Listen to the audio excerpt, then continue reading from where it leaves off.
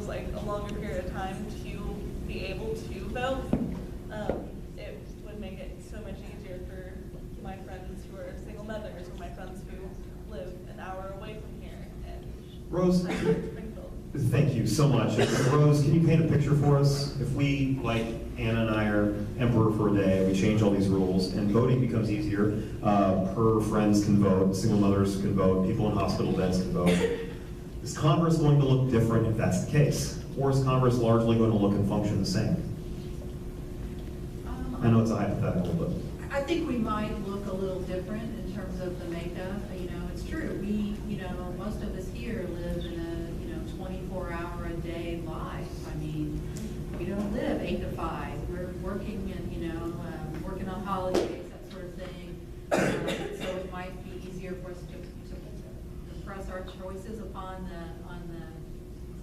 those that are running if we had a greater access to voting. In terms of how Congress functions, I don't know, Andrew, at the end of the day, they're still people, and with the psychologies of people, just like we are people with the psychologies of people. And so, I don't know that we should be horribly surprised that there's gridlock and name calling and other sorts of ugliness, in the world of reality television where that's sort of a draw for our attention. I'm going to throw out another proposition, because I was reading about this like a day ago, what they do in Australia. You know what they do in Australia for voting? What do they do? It's compulsory voting. What happens if you don't vote, by the way? Fine. Is it sizable? They have over 90% voter turnout because they force people to vote. Let's do that. Show of hands. Compulsory voting. Good idea? Oh, we're looking at a minority here. I actually had All right. that. Bad idea. Compulsory voting.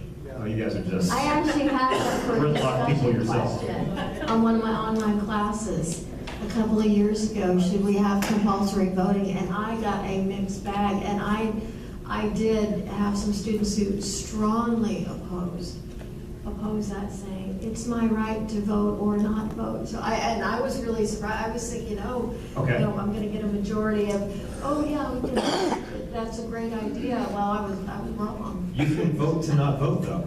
You can show up, get a ballot, and then resubmit an empty ballot. You have voted, you don't have to pay the fine, and you also get your right to be a non-participant. I know people that won't register to vote because they don't want to be on the jury list. Oh, I see. Which, by the way, there's more to it Sir, than that. Zach. Yeah. Zach, go ahead. I know they mentioned the opioid crisis earlier. Yeah. I was just wondering, like the 80s, 90s, and 2000s, when crack cocaine was devastating the black community, it was looked at as a crime wave. And now that opioids are snuck into the suburbs and are largely affecting the white community, why it's looked at as a health crisis. It is hard to ignore the fact that there is a drug crisis that swallowed up largely the black community. And our response to that was get tougher, get meaner. And now we have a drug crisis swallowing up tens of thousands of the white community to the extent that it's lowering our expectancy. And we are treating it as an illness. Now, I think treating it as an illness is the right choice, but I think very definitively we made the wrong choice. Hannah, Rose, were you guys involved in these debates and discussions at some point back in the day? Well, I think, even the Department of Justice came to recognize that some of the, the numbers in terms of incarceration rates were very sobering, and that, that's another area where I think there is bipartisan agreement that the way in which we have handled some drug usage in the past was a mistake. So hopefully we've learned from that. It was a racial mistake. That was a large part of it. I mean, the numbers there were indicative of that. But even now, I mean, when you look at how many people in the United States have a criminal history, it's like a third of the American population, and that's the American population. Is that true? Yeah, I think so. When I say criminal history, I mean like including arrest, not necessarily conviction. So an arrest is. Does it include speeding tickets? Well, I don't know, Andrew. Where does that I plead the fifth. Any other? Yes, sir. I guess an issue I see today is like extremes, far left and far right. You see Black Panthers, Antifa,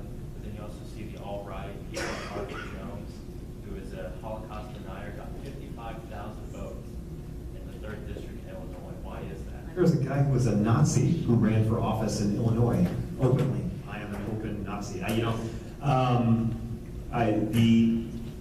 The one thing that is pretty obvious about our political system is, at least for my lifetime, it is run from the edges. The loudest people are the most extreme people, and they control the dialogue. Valerie, fix that. How do we fix it? You fix America? You've got 2 minutes. Fix America. Well, that was the first time I heard about it. Yeah. That was. But were you referencing the gentleman in Illinois? Who were you referencing? Just like extreme far left, far Okay. right, like why is it? Because I had heard that. I heard the same. I just Well, can't and you're remember. right, it does, and I'm not pointing any particular individual, but it does seem like, whether it be running for office, whether it be media, whoever shouts the loudest, it's where the camera's gonna go. Yeah. Really, and again. I don't know exactly how to repair I wish that. I could I think fix it you in put 2 your finger minutes. on something, to be honest with you. Mhm. All right, so, Good point. Very good. guys, we've reached the end of our road, so let me ask a question, a real quick answer from each of you, please. Democrats control the House of Representatives, and the House of Representatives is in charge of impeachment of the president of anybody. Whether it's Mueller investigation, whether it's tax returns, whether it's the emoluments clause, whether it's paying off Stormy Daniels, what do you put the odds at? We'll start with Rose and work our way down to Cara. What do you put the odds at that we are going to be seeing impeachment hearings in the next 2 years? I think they're likely. I mean, ever since, President Clinton, I think we have been quick to talk about impeachment. Whether they'll go anywhere or not, I don't know, even within the House, because the House has to be mindful of what would happen in the Senate and whether or not they have any traction to gain. So it would really come down to whether there is substantive evidence, strong evidence supporting a clear violation of law. I think this would be very important. Rose, Barber, likely. Valerie, how likely is this to happen? Can you give me a percentage? Can I give you a percentage? Yeah. I wouldn't, yeah. I think Impeachment hearings. the talk is not going to go away.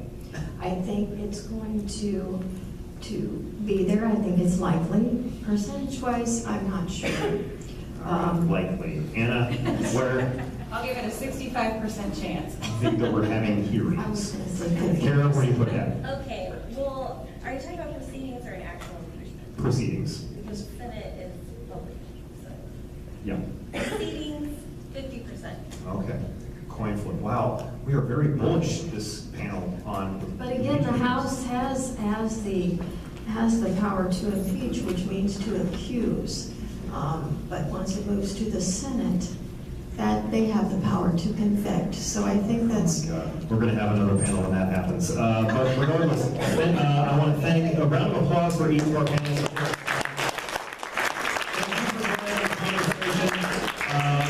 Pay attention and vote here in 2020. Thank you so much.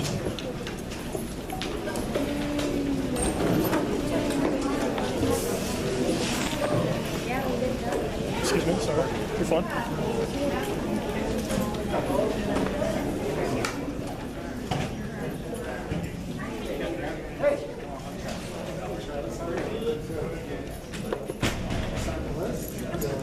You think? Well, it's kind of hard to walk. I went back and I didn't see it. My job to accommodate. So your job is to bring that up.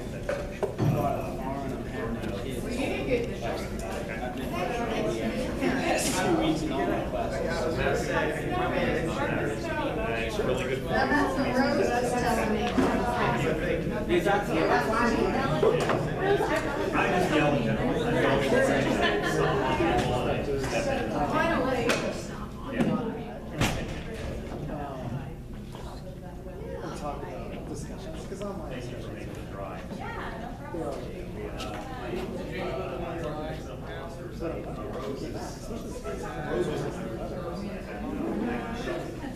It's like wintry.